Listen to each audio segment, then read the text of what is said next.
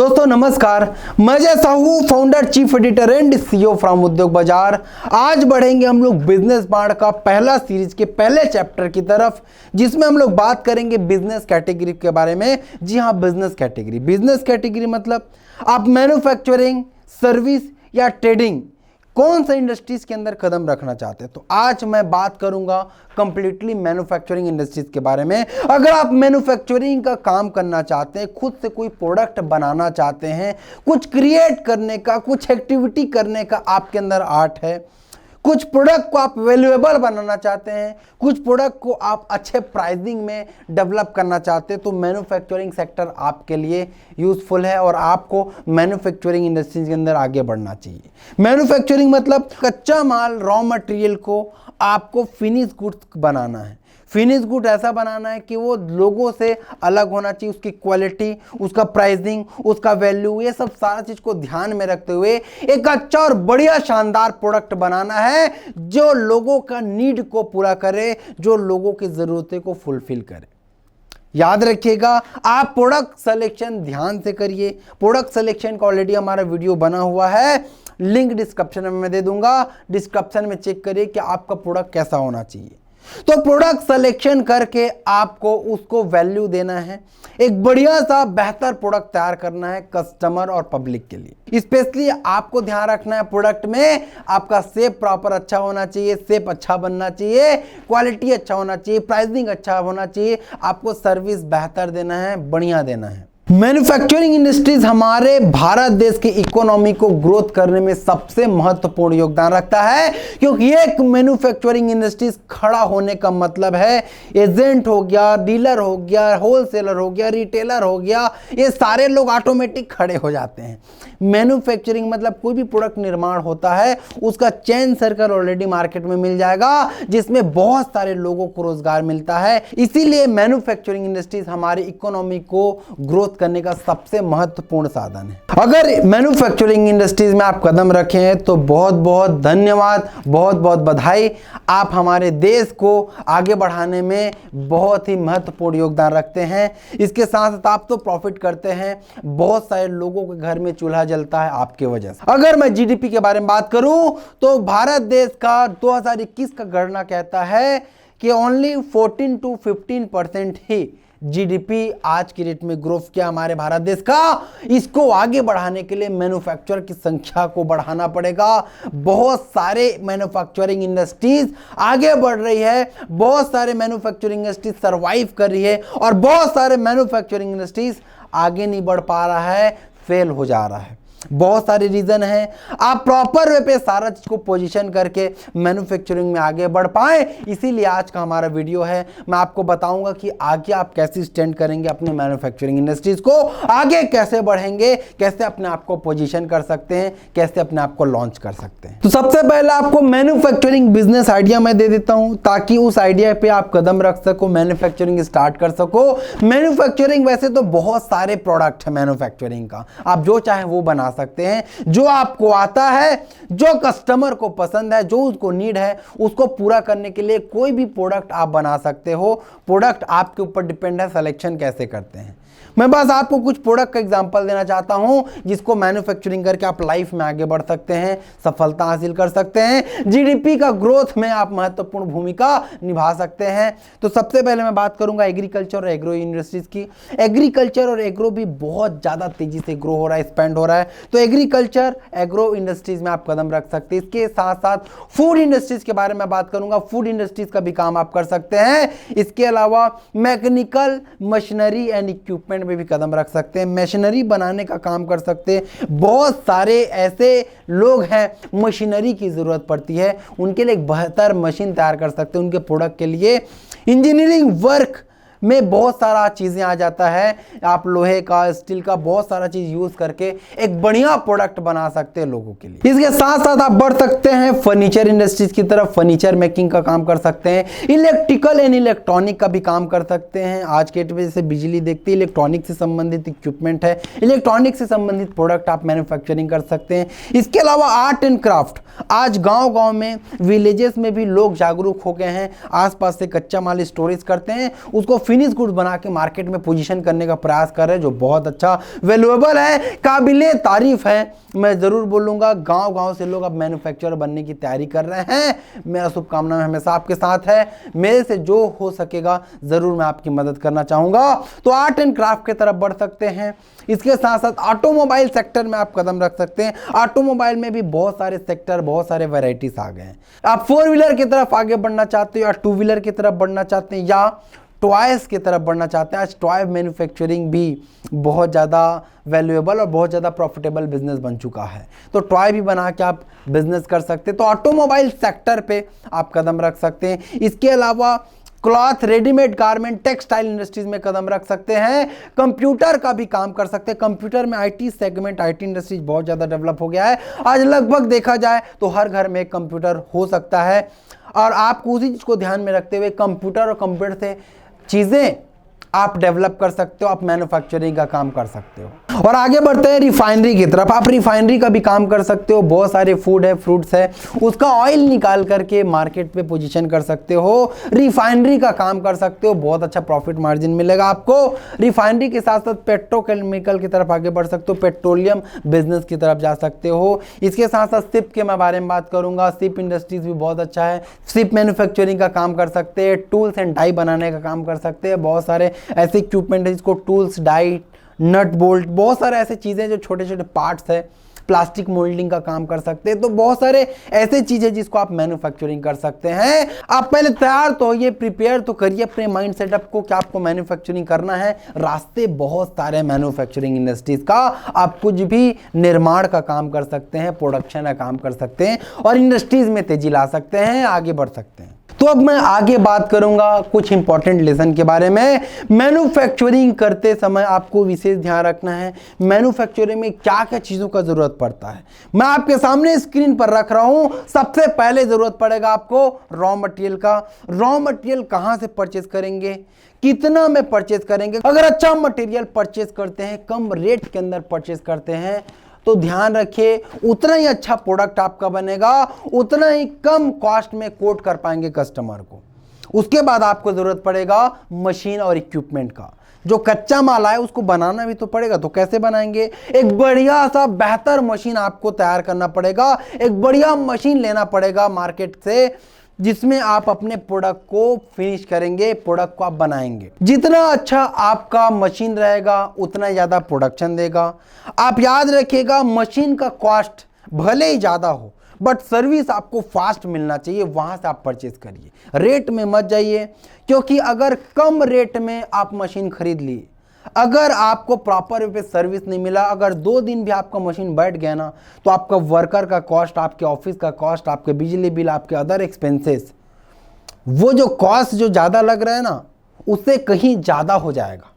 तो ध्यान रखिए कभी भी मशीन खरीदते समय कॉस्ट पे मत जाइए, उसकी क्वालिटी और सर्विस पे ध्यान दीजिए कि सर्विस कब मिलेगा, कितना फास्ट सर्विस मिलेगा। क्योंकि सर्विस से आपका बिजनेस स्ट्रांग भी हो सकता है और सर्विस ना मिलने की वजह से आपका बिजनेस कुछ दिन के लिए बैठ सकता है। तो आप मशीन बड़ा सोच समझ के लीजिए, जहां से आपको फास्ट सर्विस मिल जाएगा।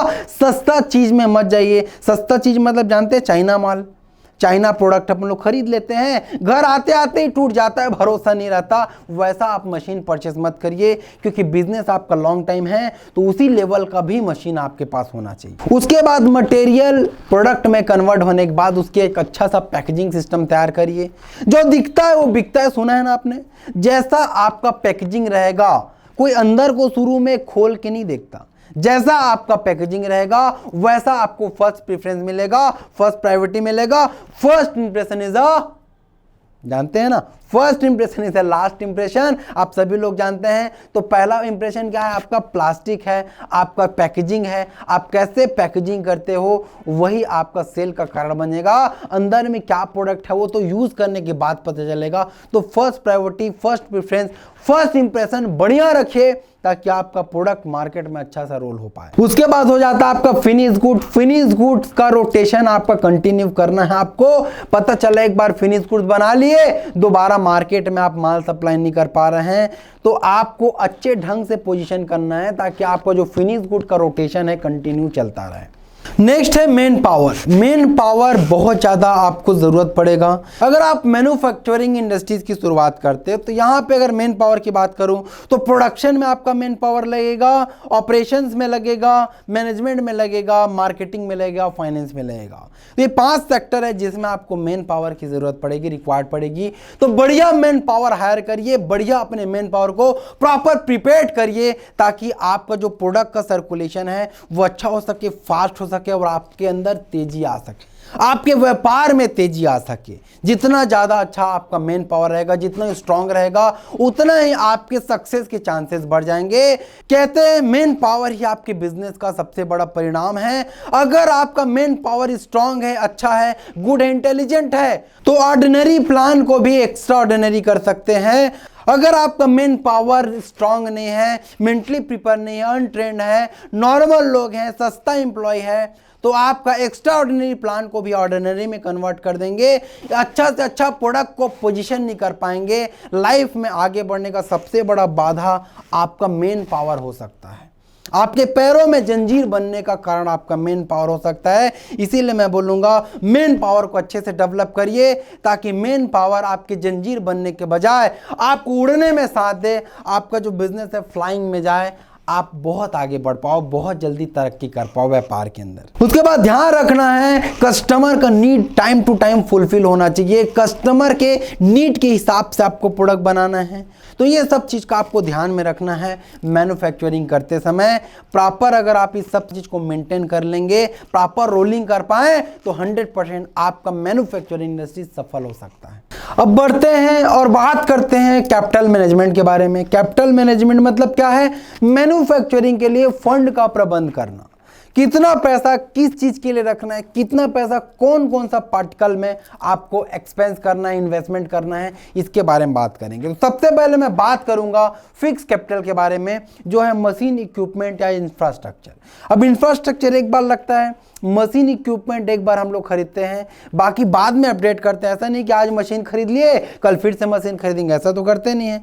तो मशीन एक बार खरीदते हैं तो मशीन का चुनाव आपको बहुत सोच समझ के करना पड़ेगा, क्योंकि आपके मशीन से ही आपका प्रोडक्शन क्वालिटी, आपका प्रोडक्शन की क्वांटिटी, ये दोनों चीज़ें मशीन के ऊपर डिपेंड है। तो मशीन आप अच्छे जगह से परचेज करिए, मशीन अच्छे क्वालिटी का परचेज करिए ताकि आपको इन फ्यूचर भी वो काम आते रहें। आपको कम से कम 1-2 साल तक मशीन चेंज करना मत पड़े। अगर आज मशीन आप कम क्वालिटी का कम रेट पे ले लेते हैं तो अगर आपको अगले महीना चेंज करना पड़ जाए तो आपके लिए वो लॉस हो सकता है। इसीलिए मशीन का चुनाव बहुत सोच समझ के करिए। कम रेट के मशीन में मत चले जाइए, आप अच्छे क्वालिटी का अच्छे जगह से मशीन परचेज करिए। रेट उसका भले ज़्यादा हो ये मायने नहीं रखता, रेट कम पड़ा या ज़्यादा पड़ा, ये मायने रखता है कि आपका क्वालिटी मशीन का कैसा है और दूसरा उसका सर्विस का बैकअप क्या है। ध्यान रखिए मशीन की सर्विस बैकअप सबसे ज़्यादा इंपॉर्टेंट है। अगर मान लो आपकी मशीन में प्रॉब्लम आ गई, मशीन तो इलेक्ट्रॉनिक चीज़ है, कभी भी प्रॉब्लम आ सकती है। मशीन में अगर प्रॉब्लम आए तो सर्विस आपको सही जगह से प्रॉपर अगर मिल जाएगी तो आपका वो कॉस्ट प्रॉफिट में बदल जाएगा। अगर आपको प्रॉपर सर्विस नहीं मिल पाया, 2-4 दिन मशीन आपका बैठ गया, सर्विस नहीं हो पा रहा है, तो समझिए 2-4 दिन का लॉस मतलब लाखों रुपए का भी लॉस हो सकता है।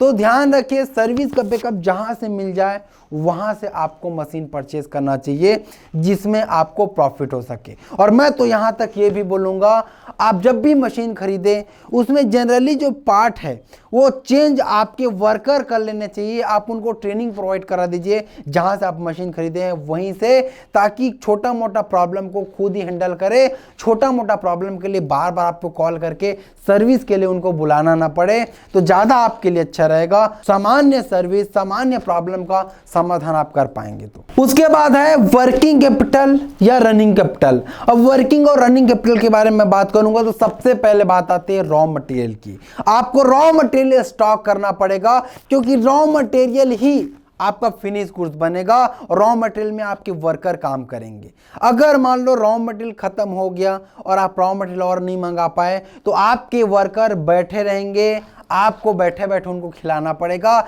इसीलिए मैं बोलूँगा रॉ मटेरियल का एक बजट बना लीजिए अलग से। और रॉ मटेरियल के साथ साथ एक तरफ देखिए, एक बार फिर से एनालाइज करते हैं। रॉ मटेरियल एक तरफ है, एक तरफ फिनिश गुड्स है और एक तरफ और ऑर्डर आपको लगा देना है, ताकि रॉ मटेरियल इधर फिनिश गुड्स बन रहा है और दूसरे तरफ आपका मटेरियल ऑलरेडी ऑर्डर हो चुका है।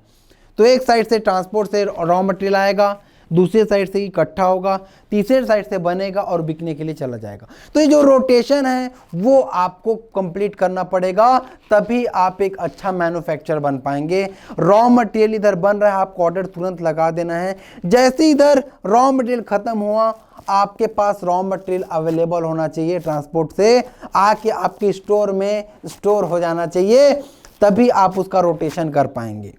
तो ये दो 3-4 चीज़ें उसका रोलिंग करना बहुत ज़्यादा ज़रूरी है। सबसे पहले आप एडवांस में ऑर्डर कर दीजिए, दूसरा है रॉ मटेरियल को स्टोर करिए, तीसरा है आपके इधर फिनिश गुड्स हो रहा है, और चौथा है माल बाहर सेल करने के लिए चला गया है। तो ये 4 पॉइंट है जिसको आपको रोलिंग करना है, जिससे आप अच्छे से अपने प्रोडक्ट को पोजीशन कर पाएंगे, proper time to time service और डिलीवरी दे पाएंगे। उसके बाद अगर मैं बात करूं वर्किंग कैपिटल का, तो वर्किंग कैपिटल में हमारा स्टाफ भी आ जाता है, हमारा इंफ्रास्ट्रक्चर या फिर बिल्डिंग जो रेंट में है वो भी आ जाता है। तो वर्किंग कैपिटल के लिए भी एक फंड बना के रखिए, क्योंकि आपके बिजनेस को चलाने वाले तो वर्कर ही हैं। तो वर्कर का जो 1-2 महीने का पेमेंट रोलिंग के लिए आप रख दीजिए। अगर उस महीना आपको प्रॉफिट ना हो पाए तो भी आपको वर्कर का पेमेंट तो देना ही पड़ेगा, क्योंकि इंडियन वर्कर की मेंटेलिटी क्या होती है, हमको तुरंत पैसा चाहिए। मतलब काम कर लिए, उन लोग रुकने वाले नहीं हैं, उन लोग केवल अपने सैलरी के लिए काम करते हैं।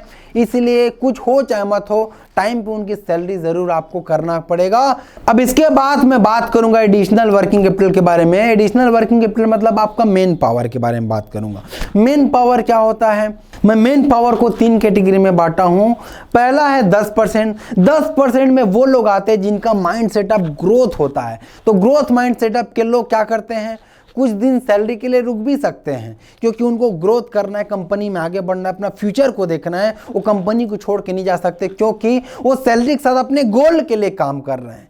लेकिन दूसरा कैटेगरी में आते हैं कुछ लोग एवरेज रहते हैं, जिसको मैं 20% बोलूँगा। 20% लोग ऐसे होते हैं जो एवरेज रहते हैं, वो रुक भी सकते हैं, उसको अर्जेंट भी रिक्वायर्ड हो सकता है, वो दोनों तरफ रहते हैं। वो रुक भी सकता है, नहीं भी रुक सकता, ठीक है। कब किस चीज़ की ज़रूरत पड़ जाए उसके लिए वो स्टेबल नहीं रहते, सक्षम नहीं रहते, उनको टाइमली सैलरी चाहिए ही चाहिए। अब उसके बाद तीसरे कैटेगरी की तरफ बढ़ते हैं, जो पुअर माइंडसेट के रहते हैं। उनको सैलरी चाहिए ही चाहिए, समय पे चाहिए ही चाहिए, उनके पास ना तो कुछ बैकअप होता है। That is called poor mentality मैं बोलूँगा।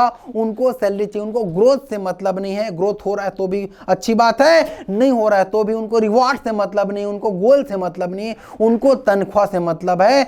अपने घंटे में वो काम करेगा, अपना जी जान लगा देगा, उसके बाद घर जाएगा, सब कुछ भूल जाएगा। उनको गोल से मतलब नहीं है, ग्रोथ से मतलब नहीं है। 1 साल में वो देखेगा इंक्रीमेंट हो रहा है कि नहीं, थोड़ा बहुत आप इंक्रीमेंट कर दीजिए, फिर से उसको अगले साल काम कराइए। उनको proper time to time salary provide कर दीजिए और उसको कुछ नहीं चाहिए। तो ये 3 कैटेगरी के मेन पावर होते हैं, तीनों के लिए आपको तैयार रहना पड़ेगा। टाइम टू टाइम मैं तो बोलूँगा सैलरी डिस्पैच कर दीजिए, हेडेक खत्म करते हैं। क्योंकि टाइम टू टाइम सैलरी ना करने की वजह से बहुत सारे विवाद उत्पन्न हो जाता है, विवाद क्रिएट हो जाता है। अच्छे मेन पावर भी आपका छोड़ के जा सकते हैं। इंडियन मेंटेलिटी को समझना पड़ेगा। यहाँ पे बंधुआ मजदूरी मानसिकता को लोग कैरी करते हैं। बंधुआ मजदूरी क्या होता है, बंधुआ मजदूरी मतलब होता है उसको काम करने का सेम डे पैसा चाहिए। मतलब आज सुबह से शाम तक काम करेगा, शाम को आपके सामने वो हाथ फैला देगा और बोलेगा मुझको आज का तनख्वाह दीजिए। दैट इज कॉल्ड बंधुआ मजदूरी। लेकिन यहाँ पे मैं तीसरे कैटेगरी की बात करूंगा, तो उसको उसी तरीके से मंथली पेमेंट चाहिए ही चाहिए, नहीं तो अगले दिनों खड़े हो जाएंगे, काम नहीं करेंगे। तो कुछ आपके पास हो चाहे मत हो, सैलरी टाइम पे पेमेंट कर दीजिए, हेडेक खत्म हो जाएगा। आप काम अच्छे से अच्छे ढंग से कराइए, आपका काम चलते रहेगा। सभी मेन पावर को सभी प्रकार का ट्रेनिंग अवेलेबल मत कराइए। जो बंधुआ मजदूरों को कैरी करते हैं उनको आप ग्रोथ सेटअप और बहुत सारी चीजें आप कराते हैं, उसके लिए कोई मतलब नहीं, उसका दिमाग वहीं पे रहेगा। अगर यकीन नहीं आता तो करके आप देख लीजिए। मेरा अपने बिजनेस में प्रैक्टिकल किया हुआ है। गधों को शेर का खाल पहनाने से वो गधा शेर नहीं होता। इसीलिए अलग अलग कैटेगरी में आप ट्रेनिंग करवाइए। जैसे हर कंपनी में ऑर्गेनाइजेशन स्ट्रक्चर होता है ना, कि भाई आप इस पोजीशन में, फिर आपको यहाँ तक पहुँचना है, फिर आपको यहाँ तक पहुँचना है, उसके लिए ग्रोथ स्टेज बनाते। वो ग्रोथ स्टेज भी कोई मायने नहीं रखता उनके लिए। आप proper time to time salary दीजिए, हिसाब किताब खत्म है। अब आगे बढ़ते हैं मार्केट क्रेडिट की तरफ। क्या आप अपने प्रोडक्ट को पोजीशन करते समय मार्केट में क्रेडिट देते हैं? क्रेडिट कई प्रकार के हो सकते हैं। क्या आप डे वाइज देते हैं, कि वीक वाइज देते हैं, कि मंथली देते हैं, कि 15 डेज क्रेडिट? बहुत सारे ब्रांड अपने माल को बेचने के लिए मार्केट में 50 डेज क्रेडिट दे देते हैं। भाई आप ये माल है, हमारा माल बेचो और 15 दिन में पैसा हमको रिटर्न दो। तो इस तरीके से क्या आप करना चाहते हैं, आप प्रॉपर प्लान बना लीजिए। उसके लिए भी आपको फंड का बैकअप बनाना पड़ेगा। अगर नगद में माल बेचना चाहते हो तो कोई बात नहीं है, अगर आप क्रेडिट देना चाहते हो तो ये भी बहुत सारे ब्रांड के लिए प्लस पॉइंट भी है, माइनस पॉइंट भी। प्लस पॉइंट मतलब ये हो जाता है आपके प्रोडक्ट को फ्री में एक्सेप्ट कर लेता है, क्योंकि उसको उस समय पैसा नहीं लगाना है, उनको आपको बेच के पैसा वापस करना होता है। तो ये रिटेलर के लिए भी ईजी हो जाता है, उनको पैसा अलग से लगाने की जरूरत नहीं पड़ता, आपका प्रोडक्ट को बेच के वो पैसा रिटर्न कर देता है। लेकिन इसमें एक लूज पॉइंट भी है कि आपको पेमेंट प्रॉपर रिकवरी करना पड़ेगा। बहुत सारे ऐसे बिजनेस लोग हैं जो बेईमान की श्रेणी में भी आते हैं, प्रोडक्ट आपका ले लेंगे लेकिन प्रॉपर टाइम टू टाइम आपको पैसा नहीं रिटर्न देंगे। पैसा रिटर्न करने के बारे में जब बात आएगी तब वो झोल पोल इधर उधर करेंगे, आपका प्रोडक्ट को ले भी लेंगे, प्रोडक्ट को कस्टमर को सेल भी कर देंगे और आपको पेमेंट के लिए घुमाते रहेंगे। तो ध्यान से सोच समझ के रिटेलर बनाइए और सोच समझ के लोगों को प्रोडक्ट सेल करिए। इसमें प्लस भी है, माइनस भी है।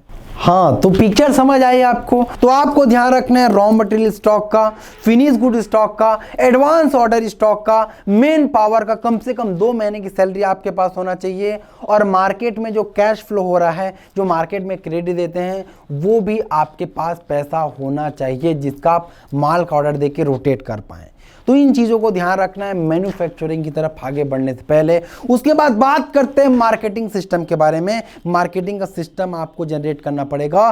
क्या आप मार्केटिंग डायरेक्ट करते हैं? क्या खुद से अपना ब्रांच क्रिएट करके अलग अलग डिस्ट्रिक्ट में अपने माल को बेचना चाहते हैं? क्या आप फ्रेंचाइजी चैनल के थ्रू बेचना चाहते हैं? आप फ्रेंचाइजी दे करके दूसरे से अपना प्रोडक्ट को सेल कराना चाहते हैं? क्या आप डीलर के थ्रू चाहते हैं? क्या आप होलसेलर के थ्रू, स्टॉकिस्ट के थ्रू चाहते हैं? या आप रिटेल आउटलेट को डायरेक्ट अपना माल बेचना चाहते हैं? आपको एक मार्केटिंग सिस्टम क्रिएट करना पड़ेगा जिसके थ्रू आपका फिनिश गुड है मार्केट में जाएगा, मार्केट में पोजीशन होगा सेल होने के लिए। उसके बाद मैं मैन्युफैक्चरिंग के अंदर बात करना चाहूंगा लीगल और स्टेटरी के बारे में। लीगल और स्टेटरी में सबसे पहले हमको ध्यान रखना है कि हम व्यापार में प्रवेश कैसे करेंगे। व्यापार में प्रवेश करने की सबसे पहला ऑप्शन है प्रोप्राइटरशिप। आप चाहें तो इंडिविजुअल व्यापार के अंदर आ सकते हैं, या दूसरा होता है पार्टनरशिप। आप पार्टनरशिप मतलब 1-2 लोग को अपने पास शामिल करके एज अ पार्टनरशिप भी आप बिजनेस को लीड कर पाएंगे। उसके बाद तीसरा ऑप्शन आपके पास होता है प्राइवेट लिमिटेड कंपनी। आप प्राइवेट लिमिटेड भी बना सकते हैं। चौथा ऑप्शन है एलएलपी कंपनी। आप लिमिटेड लायबिलिटी फर्म भी बना सकते हैं। उसके बाद है लिमिटेड कंपनी। आप लिमिटेड कंपनी भी बना करके बहुत सारे लोग को अपने साथ जोड़ करके आगे बढ़ सकते हैं। इसके अलावा एक और है पब्लिक लिमिटेड। आप पब्लिक लिमिटेड भी बना के आगे बढ़ सकते हैं। तो ये सारे आपके रास्ते हैं बिजनेस में प्रवेश करने का।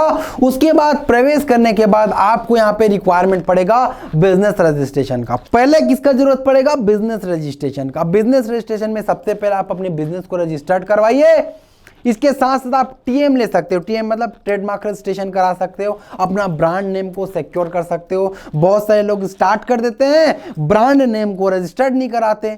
बहुत बार ऐसा होता है कि ब्रांड चल पड़ता है, बाद में रजिस्टर्ड कराने जाते हैं तो किसी और के नाम में हो रहता है, बाद में ब्रांड को आपको चेंज करना पड़ सकता है। तो मैं चाहूंगा ब्रांड को चेंज ना करना पड़े, पहले से आप रजिस्टर्ड करा लें, ट्रेडमार्क के अंतर्गत रजिस्टर्ड हो जाइए। इसके अलावा आप कॉपीराइट भी रजिस्टर्ड करा सकते हैं। बहुत सारे ऐसी चीज होते हैं जिसको आप कॉपीराइट करा सकते हैं। अपने डिजाइन को आप कॉपीराइट करा सकते हैं, पेटेंट लॉक करा सकते हैं, डोमेन बुक कर लीजिए। डोमेन में भी आपको कॉम और इन दोनों परचेज करना है, .com और .in दोनों परचेज करना बहुत ज्यादा जरूरी है। आज नहीं तो कल आपको बिजनेस को अपना ऑनलाइन लेके जाना पड़ेगा। ऑनलाइन के लिए पहले ही डोमेन बुक करके रख दीजिए। उसके साथ पैन रजिस्ट्रेशन करा लीजिए इनकम टैक्स के लिए। इसके साथ साथ टीडीएस वगैरह के लिए आपको 10 रजिस्ट्रेशन कराना पड़ेगा। आप कमीशन एजेंट बनाते हैं ना, टीडीएस कटिंग करते हैं या फिर एम्प्लॉय रखते हैं तो टीडीएस की जरूरत पड़ती है, तो 10 रजिस्ट्रेशन करा के रख लीजिए। इसके अलावा एमएसएमई रजिस्ट्रेशन करा लीजिए। एमएसएमई मतलब micro small and medium enterprises की भी रजिस्ट्रेशन आज अवेलेबल होता है, जिसको कराने से आपके पास गवर्नमेंट की स्कीम का सभी नोटिफिकेशन टाइम टू टाइम मिलता रहता है। गवर्नमेंट का एक ऑथराइज लाइसेंस है बिजनेस स्टार्ट करने के लिए, तो एमएसएमई के अंतर्गत भी आपको रजिस्टर्ड होना पड़ेगा। इसके अलावा ट्रेड लाइसेंस ले सकते हैं। शॉप इस्टेब्लिशमेंट का लोकल बॉडी, लोकल जगह से आप शॉप इस्टेब्लिशमेंट का लाइसेंस ले लीजिए, जिसको गुमास्ता भी बोलते हैं। इसके अलावा जीएसटी के अंतर्गत रजिस्टर्ड हो सकते हैं। इसके अलावा अगर आप फूड का काम करते, कुछ खाने पीने का वस्तु का निर्माण करना चाहते हैं तो एफएसआई से रजिस्ट्रेशन ले सकते हैं। इसके अलावा अपना स्टैंडर्ड को मेंटेन करने के लिए या अपने प्रोडक्ट को मॉल वगैरह की स्टैंडर्डाइज सेल करने के लिए आप आईएसआई मार्क या बारकोड ले सकते हैं। इसके अलावा इंटरनेशनल स्टैंडर्ड ऑर्गेनाइजेशन, जिसको आईएसओ भी बोलते हैं, आईएसओ भी सर्टिफाई करा सकते हैं अपने ऑर्गेनाइजेशन को। ये जो लीगल डॉक्यूमेंट बताया हूँ लगभग मैंडेटरी है। आईएसआई बारकोड और आईएसओ को छोड़ के बाकी सब मैंडेटरी है। आईएसआई बारकोड और आईएसओ को धीरे धीरे बाद में भी आप करवा सकते हैं। इसके अलावा बेचने का ट्रेड लाइसेंस, अगर बेचने के बारे में जाएं, और बहुत चीज़ें और मेंटेन करना होता है, बट मैं आपको जो बेसिक चीज़ बताऊं वो चीज़ कंपलसरी आप मेंटेन कर लीजिए, आपको आगे बढ़ने में काम आएगी। जब तक आप लीगल तौर पर स्ट्रांग नहीं होते तब तक आप अच्छे से अपने बिजनेस को पोजीशन नहीं कर पाएंगे, आगे नहीं बढ़ पाएंगे। हर पथ में कठिनाइयों का सामना आपको करना पड़ सकता है। आगे सर्विस इंडस्ट्रीज और ट्रेडिंग इंडस्ट्रीज के लिए कौन कौन से डॉक्यूमेंट आपको लीगल वे पे लगेगा मैं अगली वीडियो में बताऊंगा। आपको सर्विस इंडस्ट्री ट्रेडिंग के लिए अलग अलग और डिफरेंट लाइसेंस की जरूरत पड़ सकता है। तो दोस्तों आज का वीडियो में मैन्युफैक्चरिंग पार्ट में बस इतना ही। तब तक आप हमारे चैनल पे बने रहिए। बिजनेस स्मार्ट सीरीज में बहुत सारे वैल्यूएबल पार्ट आपको मिलेगा, तो हमारे चैनल को सब्सक्राइब करिए, बेल आइकन को हिट करिए अगले वीडियो की नोटिफिकेशन तुरंत पाने के लिए, और हमारे सोशल मीडिया अकाउंट को फ्री में ज्वाइन कर लीजिए, लिंक डिस्क्रिप्शन में मिल जाएगा। Okay, thank you, all the best.